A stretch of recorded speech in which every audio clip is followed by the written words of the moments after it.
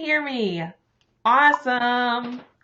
Okay, well then we will start from the top since I was apparently talking to myself. So welcome everybody to Uncomplicate Your Business. I'm your host, Racheal Cook, and this is a weekly show where I share how you can keep things simple and strategic to create success on your terms. So we are at a fun season right now. It is summer. We are, all on vacation or a staycation. We're taking things a little bit at a slower pace, which is so much fun. And I am getting ready to go on vacation. So as I was planning out my content over the next few weeks, I decided to change things around a little bit and to do something a little bit more laid back and fun. So today I wanted to jump on and share with you guys my top 5 books I think every woman entrepreneur should have, every entrepreneur should read. I want to give you a quick review of some of these books that have really changed the game for me and my business.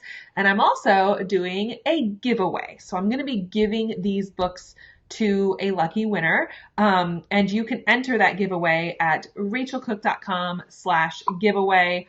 I will go ahead and pop that link in the chat. Hopefully this will work correctly for me.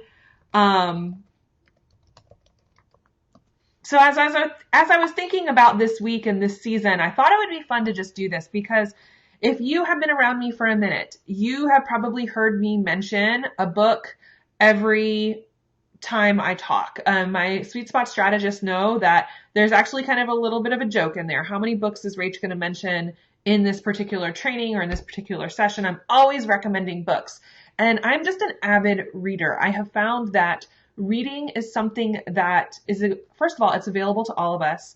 We can go to our local libraries and we can unlock brilliance from just some amazing entrepreneurs, people who have done amazing things in their business. And these days, I don't just read fiction. Like I admit, I've got my favorite chick lit that I'm taking to the beach next week. But I'm also reading a lot right now on mindset, a lot right now on habits, a lot right now on managing my money smarter, and things that are helping me step into the role of CEO in a whole new way. So I wanted to share with you guys these top 5 books that I think every entrepreneur should have in their success library and give you guys a little review as to why I love these so much. Now, choosing just 5 books is really, really challenging for me. As you guys can tell from my background here, this is the bookshelf that my husband built for me in my office. And I'll actually move my desk so those of you who can see, like it is both sides are just crammed full of all the books. I have hundreds of books. In fact, it's become quite a problem. I am somebody who reads very fast and I can get through most books in a day or two, which means I use my library card like you would not believe. And I want to throw that out there because I find a lot of people say that they can't afford to invest in their business education. And I call BS on that one because books are the most affordable way for you to start learning how to be an entrepreneur, for you to start learning about your business, for you to start learning about money, for you to start learning about mindset. Books are one of the most affordable ways that you can make that happen. And I am a huge library nerd. In fact, my kids just went to the library today. We go probably once or twice a week, and I am known to check out like 10 books at a time because I'm always there. So all of these books, you can find on Amazon. I went and found them all on Amazon just to make sure they were there. And you could probably find them at your library. Even if your local library doesn't have it, they could probably request it from another library. So for a very nominal investment of time or energy, you could figure out how to get access to all of these. But like I said, I popped the link in the chat. I am giving away all of these books, and the giveaway will end next week. So let's start with the first one on my list. And the first 3 here out of the 5, you're going to probably be like, Rach, what are you talking about? How are these business books? To me, these are business books because as my journey has progressed, I'm 10 years into running my business.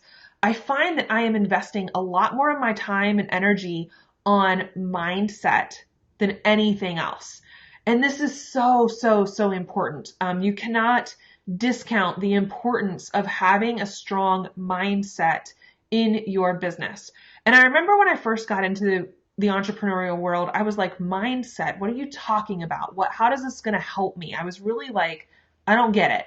Now I get it, because being an entrepreneur is going to push you up against your worst nightmares. It's going to push you up against handling rejection. It's going to put you up against comparisonitis. It's going to push you up against feelings of I'm not enough, right?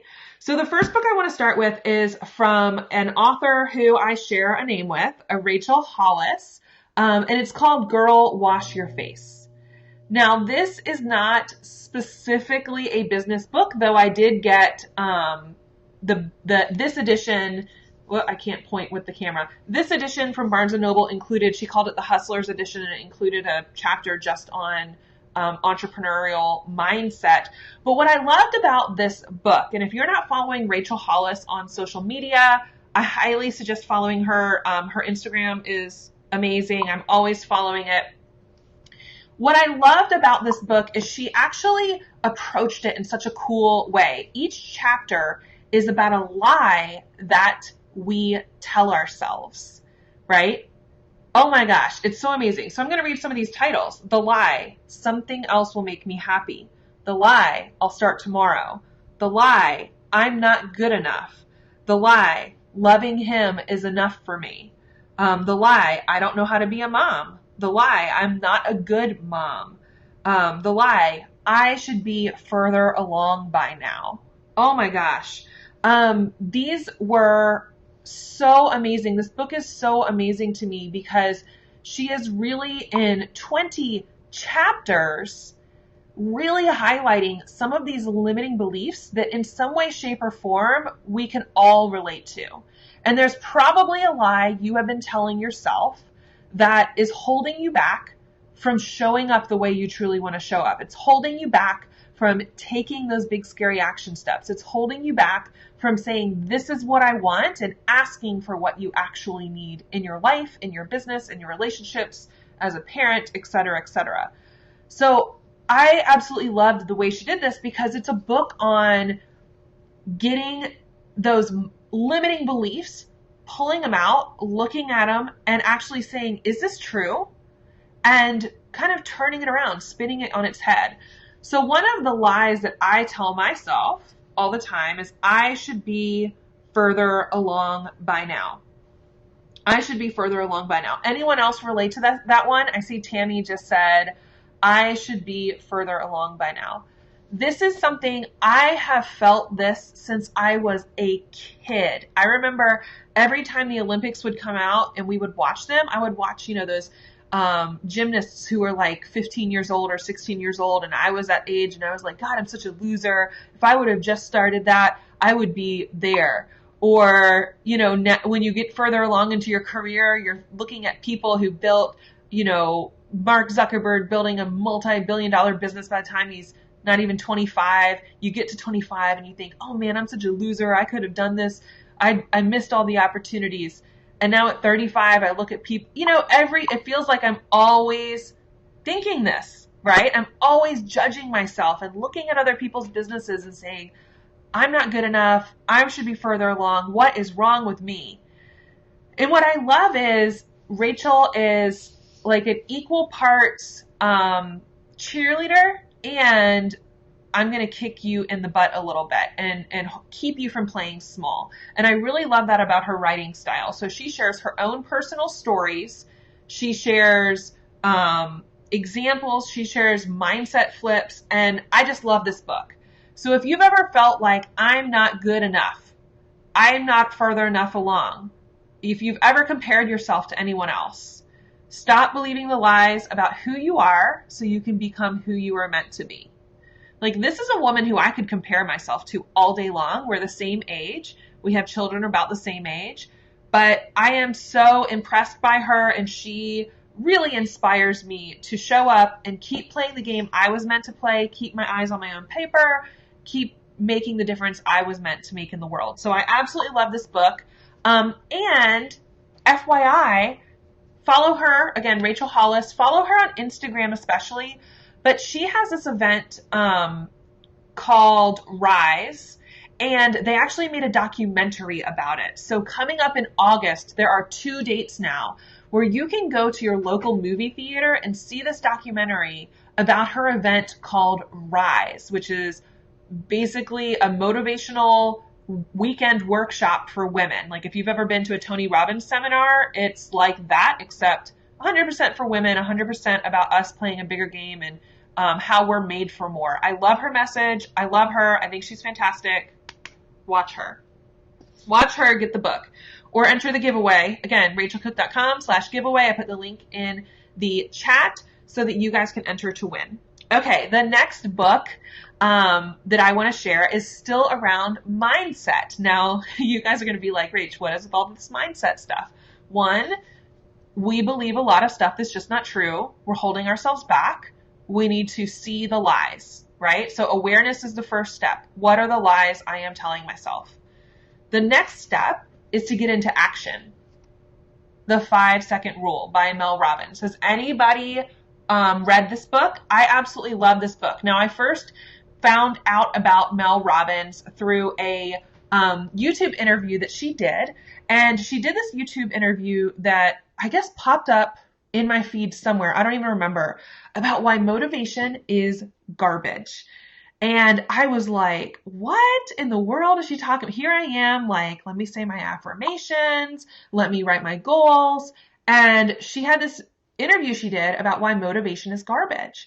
And so I'm watching this interview and I'm thinking, holy crap, she is right. Because motivation is all predicated on the idea that if it feels good, you'll do it. If you feel like doing the thing you know you need to do, you'll do it. You just have to be motivated enough, right? But how many of us have struggled to do hard things that are ultimately in our best interest? So for example, this is my own example. I hate working out, basically just to test it. I don't like going to the gym. I don't like working out. I don't like getting sweaty. But I know I need to move my body. So one of the things that I committed to was I'm going to take a walk every single morning. But there are plenty of mornings where I wake up and I don't want to get out of bed. And I just am like, I don't feel like it this morning. Have you ever had that? Like you think to yourself, okay, I'm going to do this thing. And maybe you're really consistent with it for a while, but then you're just like, nope, I don't feel like I'm going to do it right now. So you have a hard wiring in your brain, basically, that she really explains. Like, you don't even have to understand all the science that she goes into here about why this rule works. And I'll break it down in just a second. But you don't have to understand the science to know how it can work for you. And basically what she's saying is, and what she discovered is anytime you hesitate, then your brain translates that hesitation to mean this is something that could be potentially putting you in danger, and we need you to not do that, right? So if you think about all the tasks you do where your brain is on autopilot and not thinking about it, you go to brush your teeth, you don't hesitate because you're not nervous or scared about it. You put on your pants, you don't hesitate because you're not nervous or scared about it. Your brain is hardwired. Those are safe. Those are fine. But if you go to have a new call with a potential client, if you go to send that email that's pitching you for a new interview, if you need to go to the gym, these are things that are scary in the moment, but will ultimately get you towards those big picture goals. The minute you hesitate, your brain will work in overdrive to keep you from taking that action. And this is why we procrastinate. This is why we don't do the things we're supposed to do, right? So if anything, go listen. Like I said, the video I found that I really liked was called Motivation is Garbage. And then she breaks down the 5-second rule, which she discovered when she was having a hard time getting out of bed, like in, the darkest days of her life. Her house and financial future was just kind of all in the toilet. She was unemployed. She was feeling depressed, finding herself hitting snooze over and over and over again, couldn't even get out of bed. And one night she saw a NASA rocket launch where they counted down 5, 4, 3, 2, 1, and then the ship shot off into space. And she said to herself, that's what I'm going to do. I'm going to, in the morning, count down, and then I'm going to get out of bed like a rocket.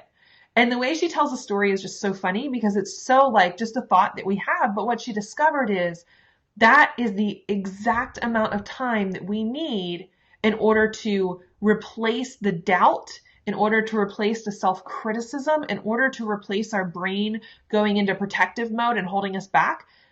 That's the exact amount of time we need in order to just jump into action. And it really just redirects everything and just shuts down the excuses and shuts down the brain trying to keep you playing small and safe. Love this book. 5-Second Rule, Mel Robbins.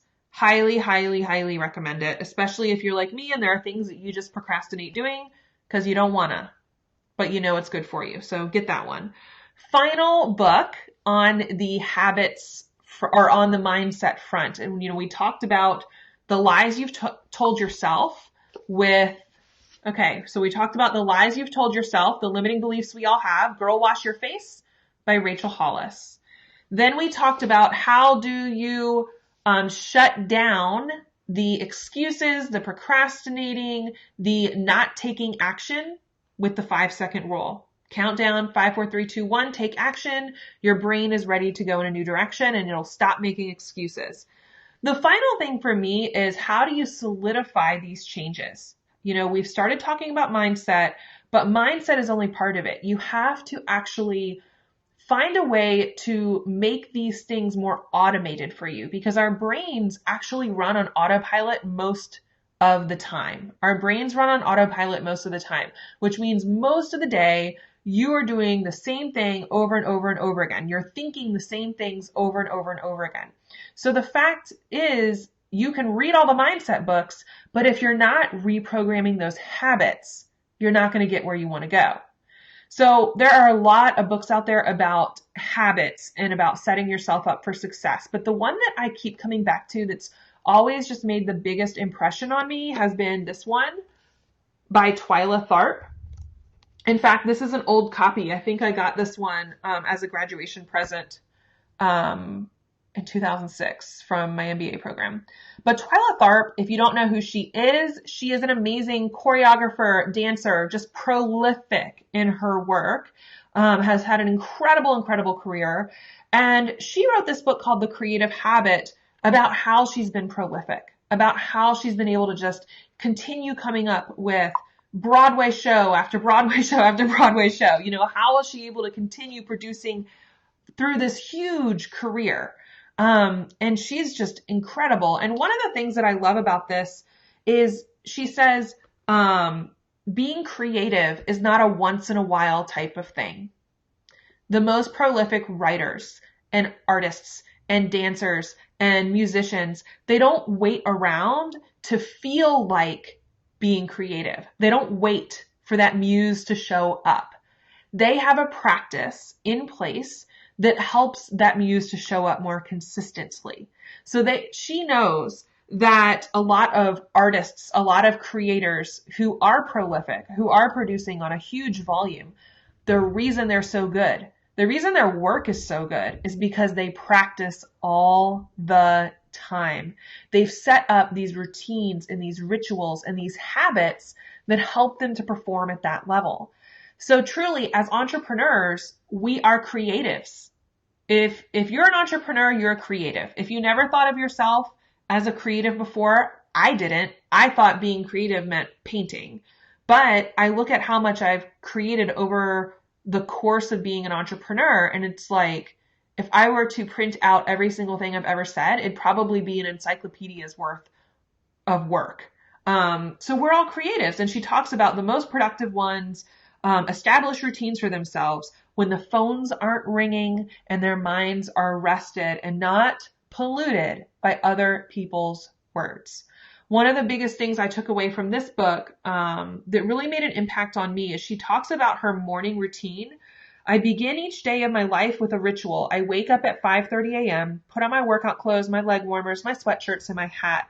I walk outside my Manhattan home, hail a taxi, and tell the driver to take me to Pumping Iron Gym, where I work out for 2 hours. The ritual is not the stretching and the weight training I put my body through each morning at the gym. The ritual is the cab. The moment I tell the driver where to go, I've completed the ritual. And this act, the act of having these routines, is what simplifies her life. It smooths out all of the opportunities for her brain to say, oh, you're tired. You should just get back in bed. Oh, it's cold outside. You should get back in bed. It just makes it more predictable for her. So she doesn't even have to think about it. She doesn't have to fight herself in order to get to doing the work she wants to do. So you can start to hear how these actually kind of build upon one another. I really think it makes such an impact. And I even have to say, I've had some people who are like, do routines really make a difference? Do rituals really make a difference? However you want to describe them. And I think they do. Think about your kids. I have 3 kids, 2 8-year-olds and a 5-year-old. I can tell you that when we have a routine in the morning, it is so much easier on us as a family. When we have a routine at night, it is so much easier on everyone as a family. When we have routines for what we do when we come home from school, when we have routines about what we do before dinner, when we have routines about how we get ready for bed, when we have routines about how we get up and going in the morning, it eliminates all that mental chatter where you're trying to figure out what you should be doing next. So I find that, it seems, and some people are like, that's too scheduled, that's too structured. I'm here to tell you, if you read Twyla Tharp's book, you will realize that that structure is the foundation for freedom as a creative. The minute that you get more habits and routine in place, the more you have given your brain the freedom it needs to not come up with excuses and to start being creative. Bottom line. So I hope that's helpful for you guys. So these 3 books, The Creative Habit, again, Twyla Tharp, The 5-Second Rule, Mel Robbins, Girl Wash Your Face, Racheal Hollis, all related to mindset, related to taking action, related to building habits so that you can do the important work. And these are such huge books that I've absolutely loved and I refer to again and again. The next 2 books are a little bit different. And I think these are ones that my sweet spot strategist will recognize quite a lot. The first is called Profit First. Profit First. I love this book so much. I have several copies of it because I keep giving it away. I keep mailing this book to people because this is a challenge for us, right? Have you ever gone through your business you feel like you don't have a handle on the finances in your business. You feel like you don't have a handle on how much you should be paying yourself. You're not sure if you're overpaying your team, if you have more money to pay your team. You're not sure how much you should be spending on your expenses. If there's any left over at the end of the month, that's how you pay yourself. If you've ever struggled to manage the cash flow in your business, you need this book. Everyone I know who has changed the way they approach their finances in their business to the profit first system, have always come back and been like, this is a game changer. So a quick synopsis of this book. This is not just another boring finance book. I've got tons of boring finance books. I wouldn't put you guys through that, I promise. Mike is actually really funny and a really easy person, like easy read. It's not full of a bunch of jargon and things that don't make sense. It's really lighthearted. It's really fun. The premise of this book is that most businesses run basically where profit is whatever is left over at the end of the month. Like money comes in, revenue comes in, we pay out all of our expenses, and then maybe we pay ourselves, and then whatever's left might be profit, and you take that for yourself. And that's assuming you're also paying yourself, which there's plenty of businesses that revenue comes in, it all goes right back out, expenses and taxes, and that's the end of it. He proposes a different system where revenue comes in and you start putting percentages of whatever that revenue came in into different accounts so that you start saving up for profit which then you can use to bonus yourself at the end of the quarter, which is pretty sweet. He recommends putting aside the tax money so you're not stressed out about taxes. This was a big stressor for me, but this system started making it make more sense. He talks about how much you should be paying yourself based on the size of your business. And he also talks about reasonable expenses. And this is a big one for me because it is very easy to have too many expenses in your business. I look at a lot of profit and loss statements, and I see a lot of entrepreneurs who should be potentially running very lean businesses because they don't have a physical location. They're not delivering a physical product. They don't have, manufacturing types of cost of goods sold, but they're still expense heavy. Got to watch that, right? So these are one of those areas where I feel like we never have enough information. Nobody really explains how this should be working. But I love this book because he breaks it down. And I'll give you guys the percentages that he shares. He shares that for a business doing under 250K revenue a year. So if you're doing under 250K of revenue a year, your profit should be 5%. Your owner's compensation, what you pay yourself, should be 50%. Your taxes should be 15% of that total revenue, and your operating expenses are 30%.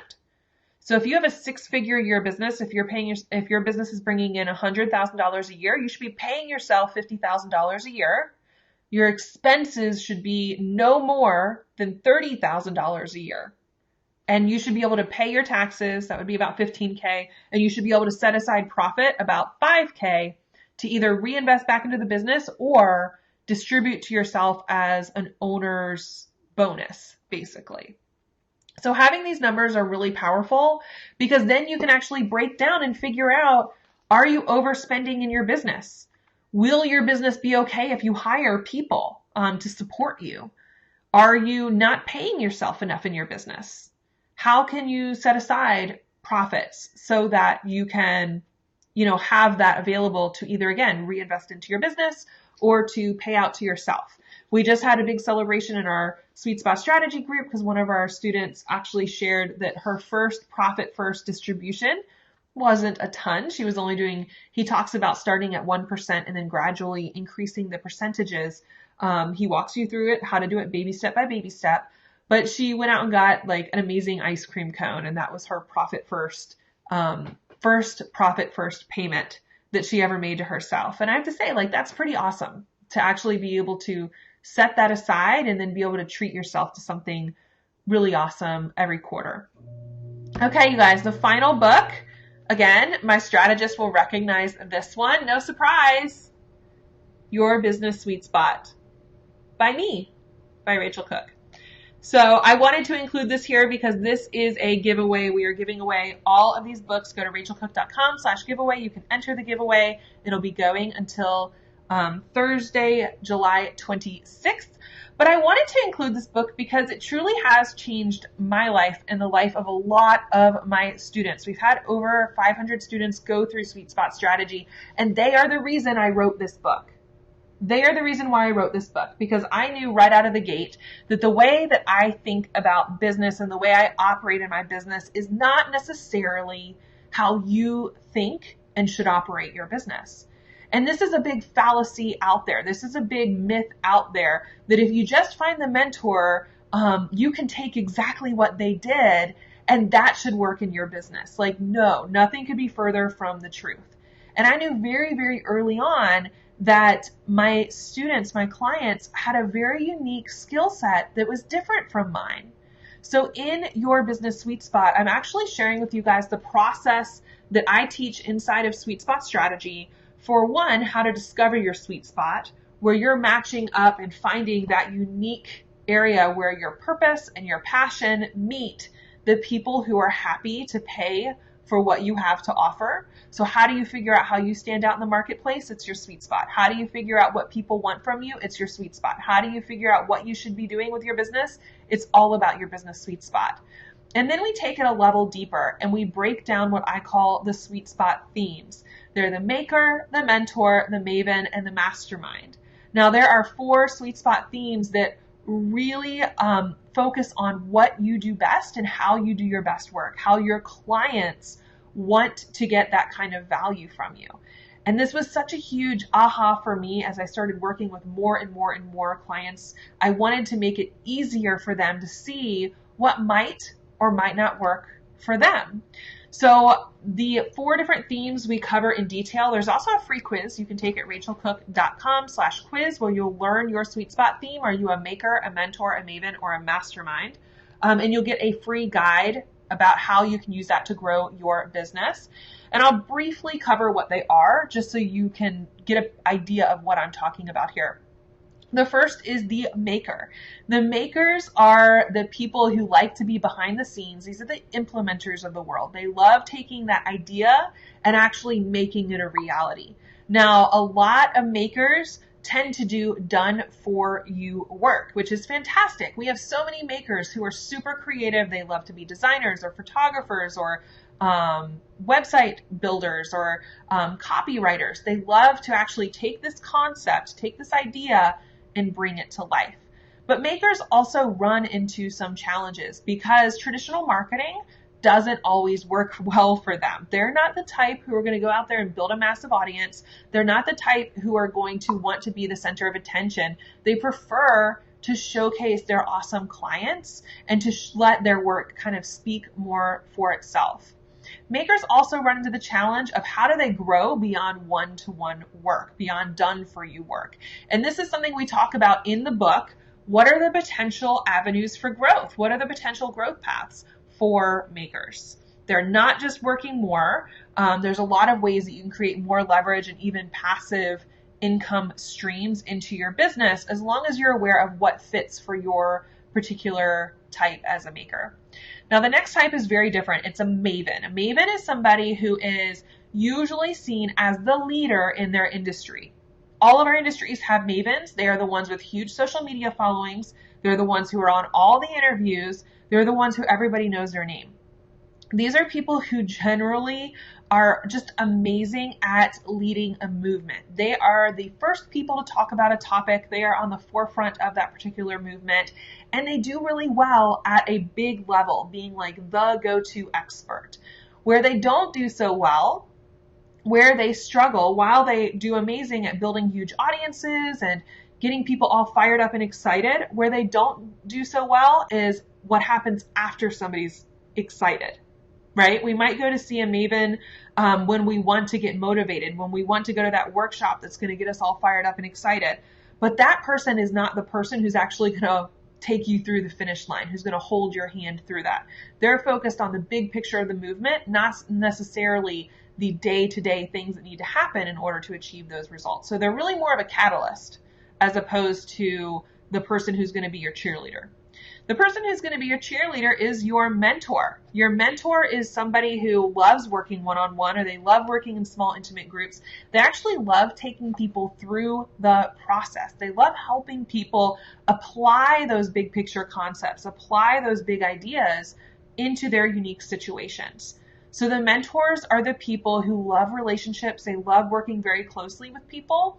And where they tend to struggle, again, is how do you continue that connection when you want to grow, when you want to scale? And how do you take something that you're naturally intuitively doing as a very high touch, very customized type of experience? How do you translate that into something that's maybe got some more leverage behind it so you're not stuck in that trading for dollars for hours loop? The final type is the mastermind. Now, this is my own personal type of the business sweet spot themes, and the masterminds are the people who see systems. These are the people who see the processes. They see how to take that big picture idea and break it down step by step so that other people can learn how to do that for themselves. Masterminds tend to be the great teachers.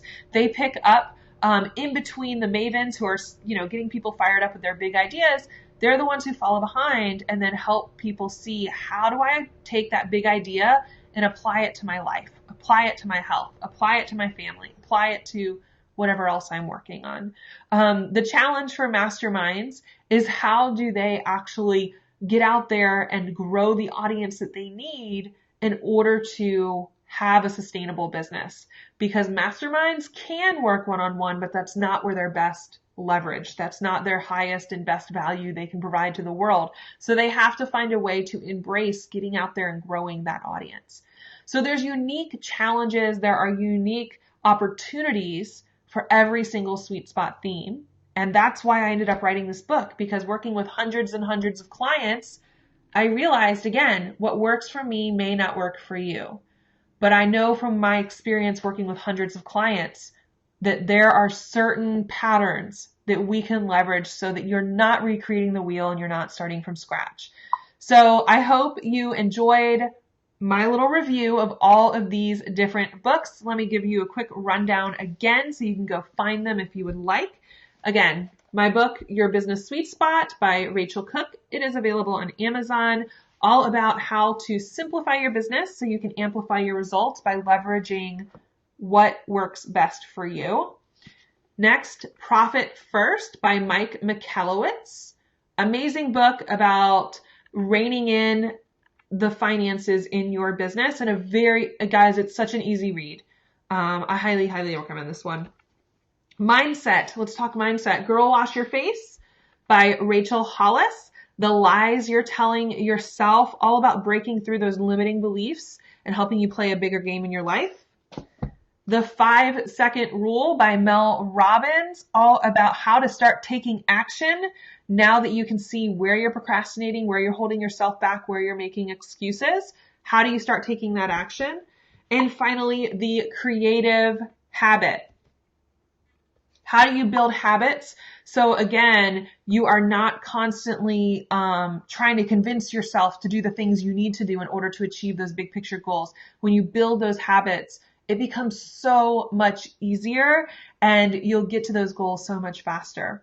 So I hope you enjoyed my quick review of these 5 books. If you would like to enter to win the giveaway, I'm popping the link again here in the comments. It'll be in the show notes for anybody listening to the podcast. We are running this giveaway for all 5 books. They don't look as pretty now because I've totally got them out of order. We're running the giveaway for all 5 books for the next week. And I will pull one name to receive that book bundle. I will send them all out directly to you. If you are not in the United States, we will still be able to at least, I think, make sure you get a Kindle version is what we have to do for those of you who aren't in the US. But it's open to anybody. So I would welcome you to go ahead and enter that giveaway. There's a lot of different ways that you can earn more entries to that giveaway. And I hope that if anything, go find these books, go devour them. They will make such an impact for you in your business. Okay, guys, thanks so much for joining me for this Tuesday episode of Uncomplicate Your Business.